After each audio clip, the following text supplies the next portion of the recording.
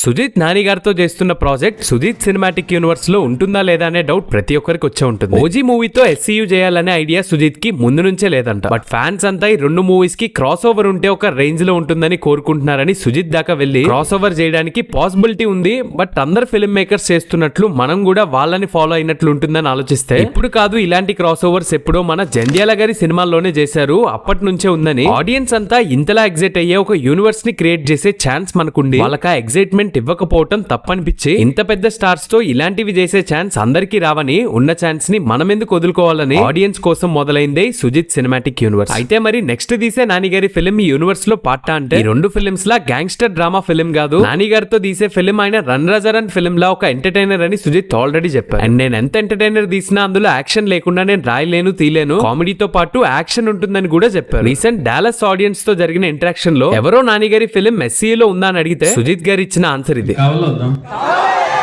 ఇప్పటికే మీకు అర్థమైపోయి ఉంటుంది, సినిమాటిక్ యూనివర్స్ చేసి క్యాష్ చేసుకోవడానికి కాదు, ఆడియన్స్ ఎగ్జైట్మెంట్ ని మనం డిసప్పాయింట్ చేయకూడదని ఓజీని ఎలా అయితే క్రాస్ ఓవర్ చేశారో అంతే పక్కా నాని గారి ఫిల్మ్ కూడా క్రాస్ ఓవర్ ఉంటుంది. చూద్దాం మరి చేస్తే ఓజీలో రాయ్ సీన్ లా చిన్నగా చేస్తారా లేదా యూనివర్స్ తో సరైన కనెక్షన్స్ రాసుకొని ప్రభాస్ గారు పవన్ కళ్యాణ్ గారి క్యామియో ఏమన్నా ప్లాన్ చేస్తారా అని. మరి నాని గారి ఫిల్మ్ ఎస్సీయూలో కావాలా వద్దా అనే మీ ఒపీనియన్ ని కామెంట్స్ లో చెప్పండి. సుజిత్ సినిమాటిక్ యూనివర్సే కాదు, మన ఇండియన్ సినిమాలోని 10+ యూనివర్సెస్ గురించి ఒక వీడియో చేశాను, అవేంటో తెలుసుకోవాలనుకుంటే కిందున్న లింక్ ఓపెన్ చేసి చూసేయండి.